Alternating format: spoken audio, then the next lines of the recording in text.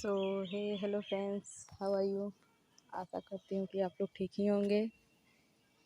तो चलिए इस स्टोरी के लास्ट पार्ट में जान लेते हैं कि क्या हुआ था। तो स्टोरी के लास्ट पार्ट में हमने देखा था कि जो मानवी होती है वो निशा से मिलने आई होती है और उसे मिलाने हमारी आरू लेकर आई होती है। तो वहाँ रूम में काफ़ी देर तक शांति छाई हुई रहती है। उस शांति को तोड़ते हुए आरू कहती है, निशा ये मानवी दी, तुमसे कोई बात करनी थी इसलिए वो यहाँ आई है। आप दोनों बात करो, मैं बाद में आती हूँ। इतना कहकर आरू मानवी की तरफ देखती है, अपनी आई विंक करती है और उन दोनों को वहाँ अकेला छोड़कर चली जाती है। अब इसके आगे मानवी और निशा आमने सामने सोफे पर बैठे हुए थे। दोनों के ही बीच में बिल्कुल शांति छाई हुई थी। मानवी लगातार निशा को देखे जा रही थी, वहीं निशा सिर नीचे किए हुए नर्वसनेस में दोनों हाथों की उंगलियों को आपस में फंसाकर खेल रही थी। निशा के लिए ये पहली बार था जब वो किसी के साथ ऐसे अकेले रही हो।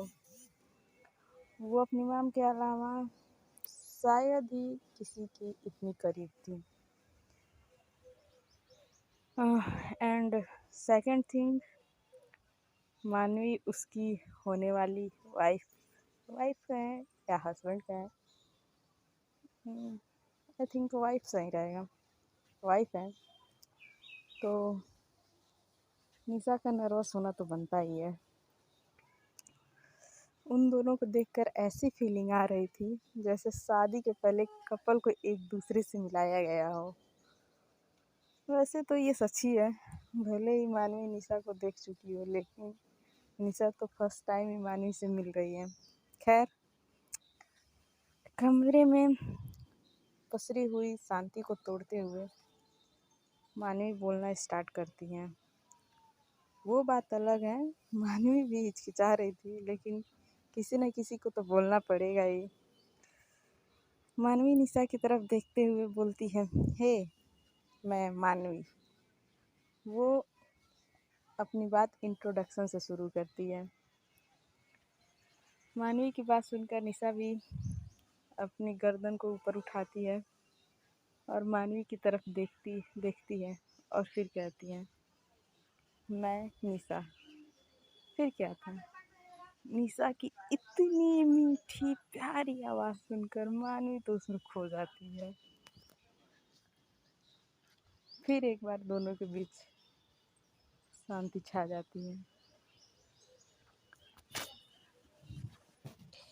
मानवी बड़े प्यार से निशा को निहार रही थी। वही निशा मानवी की नज़रों की तपिश खुद पर पा रही थी और उसे अनकंफर्टेबल फील हो रहा था। वह अपनी नज़रें इधर से उधर घुमा रही थी। अब निशा से मानवी की नज़रों की तपिश को सहन करना मुश्किल हो रहा था, तो इसीलिए वो कुछ सोचती है और फिर बोलती है, आपको मुझसे कोई बात करनी थी ना तो कहिए। निशा की आवाज़ सुनकर मानवी होश में आती है और अपनी हरकत याद करके वो हड़बड़ा जाती है और वो बोलती है, ओह हाँ, वो मुझे पूछना था कि तुम शादी के लिए तैयार हो। इतना कम मानवी निशा के जवाब का इंतज़ार करने लगती है और उसकी तरफ फिर से देखने लगती है। निशा बड़े ही शांति के साथ बोलती हैं, हाँ, और इतना कहकर वो चुप हो जाती है। मानवी आगे कहती है, शादी कल है, क्या तुम तैयार हो मेरी लाइफ पार्टनर बनने के लिए। इतना कह के मानवी फिर निशा की तरफ देखने लगती है।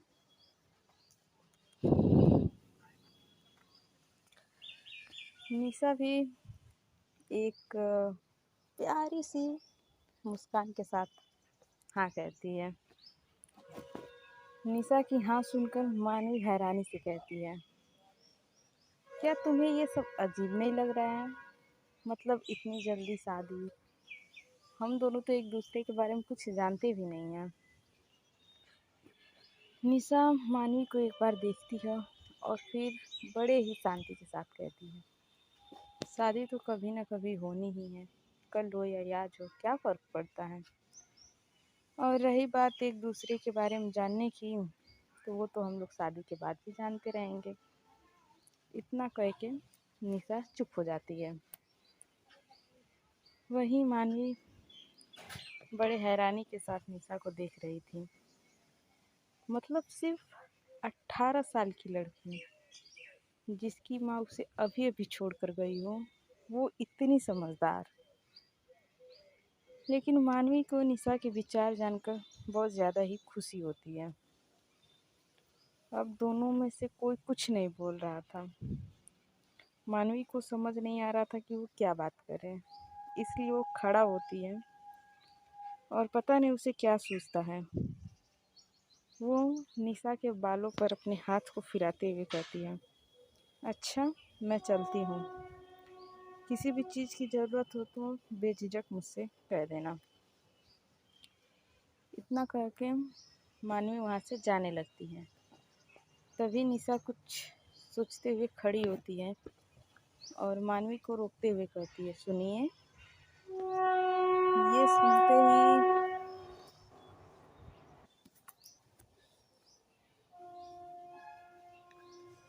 मानवी के बढ़ते हुए कदम वहीं पे रुक जाते हैं। वो निशा की तरफ मुड़ते हुए कहती है, सुनाइए। मानवी मुस्कुराते हुए उसी लहजे में जवाब देती है। अब निशा को समझ में नहीं आ रहा था कि वो कैसे कहे। वो सिर झुकाए हिचकिचाते हुए कहती है, वो वो मुझे घर जाना था। मानवी, ये भी तो घर ही है। निशा, हाँ लेकिन मुझे अपने घर जाना है, मेरा कुछ सामान वहाँ पे है जो मुझे चाहिए, और मम्मा की याद भी तो आ रही है। इतना कह निशा अपनी आस भरी निगाहों से मानवी की तरफ देखने लगती है। वही मानवी भी अब समझ गई थी क्यों वो उसे उसके घर जाना है, इसलिए वो कहती है, ओके तुम रेडी हो जाओ, ब्रेकफास्ट के बाद चलते हैं। इतना कह के मानवी वहाँ से चली जाती है। वहीं निशा के चेहरे पर एक प्यारी सी मुस्कान आ जाती है और वो अपने घर को बहुत मिस कर रही थी, जहाँ उसकी मम्मा की यादें बसी हैं। वो एक बार उन्हें करीब से जीना चाहती थी। वो काफ़ी टाइम से जाने की सोच रही थी, लेकिन उसे समझ में नहीं आया था कि वो किससे कहें। लेकिन आज जब मानवी सामने से आकर उसको कहती है कि किसी भी चीज़ की ज़रूरत हो तो मुझे बताना, तो उसने बता दिया। और कहीं न कहीं निशा को भी मानवी के साथ अच्छा लग रहा था। ऐसे ही थोड़ी देर बाद मानवी और निशा कार में बैठे हुए थे। मानवी ड्राइविंग सीट पर बैठी थी और ड्राइव कर रही थी, और निशा पैसेंजर सीट पर बैठे विंडो से बाहर नज़ारे को देख रही थी। दोनों के बीच बिल्कुल शांति छाई हुई थी। ऐसे ही थोड़ी देर बाद मानवी की कार निशा के घर के सामने आकर रुकती है। मानवी सीट बेल्ट खोलकर बाहर निकलती है और निशा की साइड जाकर उसके लिए डोर ओपन करती है। निशा बाहर निकलती है और अपने घर को देखने लगती है। उसके कदम अपने आप ही घर की तरफ बढ़ने लगे। वहीं निशा के घर के आसपास रहने वाले लोग भी हैरानी से कार और मानवी को देख रहे थे। वो लोग निशा को तो जानते थे, लेकिन मानवी को देखकर हैरान थे। वहीं निशा सबको नज़रअंदाज कर गेट ओपन करती है और अंदर चली जाती है, और साथ ही उसके पीछे पीछे मानवी भी घर के अंदर चली जाती है। निशा जैसे ही गेट खोलकर अंदर आती है तो उसे धूल की वजह से छींकें आने लगती हैं, क्योंकि बंद घर होने की वजह से वहाँ बहुत ज़्यादा धूल जमा हो गई थी। निशा अपने मुंह को हाथ से कवर कर अंदर की तरफ अपने कदम बढ़ा देती है और पीछे पीछे मानवी भी आ जाती है। इस समय निशा की आंखों में नमी थी और होठों पर एक फीकी सी मुस्कान। वो अपने घर के कोने कोने को निहार रही थी। तभी उसका ध्यान किचन की तरफ जाता है, जहाँ वो अक्सर अपनी मम्मा के साथ कुकिंग किया करती थी। सुबह उठते ही मीना जी उसे यहीं मिलती थी। उसके सामने मीना जी के साथ बिताए हर एक पल एक रील की तरह चलने लगते हैं। वह चलते चलते डाइनिंग टेबल के पास जाती है। उसे वो पल याद आ जाता है जब मीना जी ने उसे कहा था, जब मैं नहीं रहूँगी तब तुम क्या करोगी। ये याद करते ही निशा मन ही मन में सोचने लगती है, मम्मा ने मुझे कई बार बातों ही बातों में हिंट दिया था, मैं ही थी जो समझ नहीं पाई। निशा को खोया हुआ देखकर मानवी उसके पास आती है और उसके कंधे पर हाथ रख के उसको पुकारते हुए बोलती है, निशा।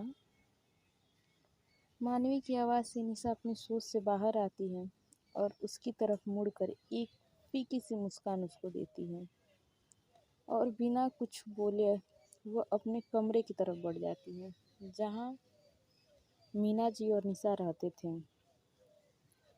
निशा अपने कमरे में जाती है।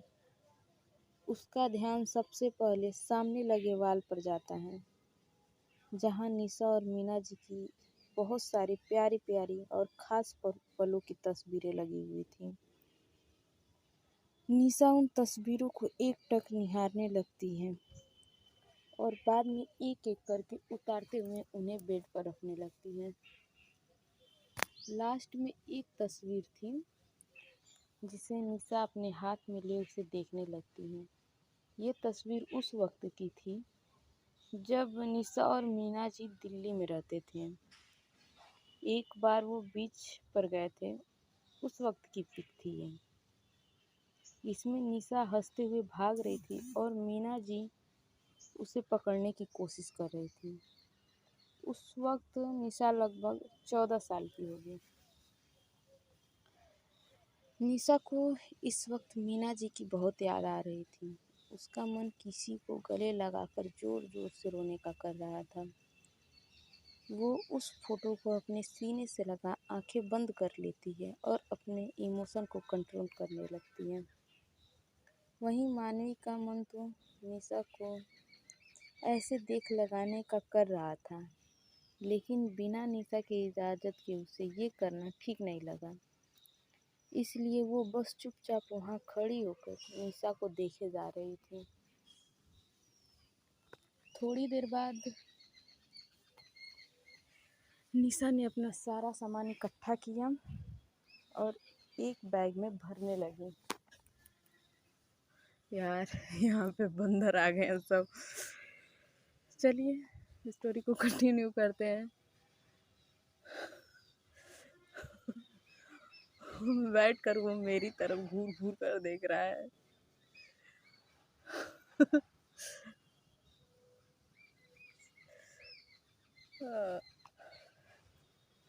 चलिए कंटिन्यू करते हैं।